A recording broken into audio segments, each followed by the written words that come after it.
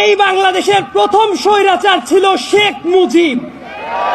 এই কথাটা বলতে অনেকে দ্বিধান্বিত হয়ে পড়ে এখনো। ভোট চুরি বাংলাদেশে শেখ হাসিনা প্রথম করে নাই। 1973 সালে 7 মার্চের ইলেকশনে ভোট চুরি হয়। গুম, খুন, প্রশাসনিক দৌরাত্ম্য, প্রশাসনিক লুটপাট, এই একটা কাজও শেখ হাসিনার হাত দিয়ে শুরু করা না। প্রত্যেকটা কাজ শেখ মুজিবের হাত দিয়ে শুরু করা এবং এটাকে শিল্পের পর্যায়ে নিয়ে গেছে শেখ হাসিনা।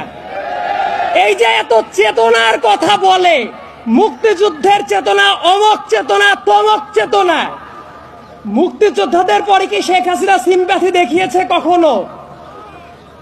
কখনো দেখায় নাই। তার কারণ আপনাদের মনে থাকার কথা, এই ঢাকার মেয়র ছিল সাদেক হোসেন খোকা সাহেব, একজন গেরিলা যোদ্ধা যার রক্তের ওপর দিয়ে বাংলাদেশ স্বাধীন হয়েছে।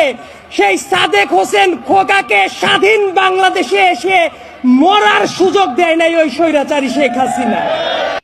এই বাংলাদেশের প্রথম স্বৈরাচার ছিল শেখ মুজিব। এই কথাটা বলতে অনেকে দ্বিধান্বিত হয়ে পড়ে এখনো। ভোট চুরি বাংলাদেশে শেখ হাসিনা প্রথম করে নাই।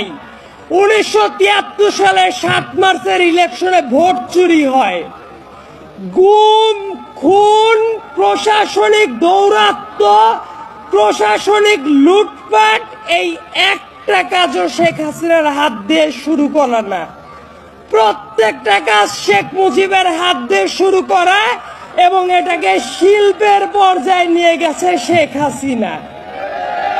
এই যে এত চেতনার কথা বলে, মুক্তিযুদ্ধের চেতনা, অমক চেতনা, তমক চেতনা, মুক্তিযোদ্ধাদের পরে কি শেখ হাসিনা সিম্প্যাথি দেখিয়েছে কখনো? কখনো দেখায় নাই। তার কারণ আপনাদের মনে থাকার কথা, এই ঢাকার মেয়র ছিল সাদেক হোসেন খোকা সাহেব, একজন গেরিলা যোদ্ধা যার রক্তের ওপর দিয়ে বাংলাদেশ স্বাধীন হয়েছে। সেই সাদেক হোসেন খোকাকে স্বাধীন বাংলাদেশে এসে মরার সুযোগ দেয় নাই ওই স্বৈরাচারী শেখ হাসিনা।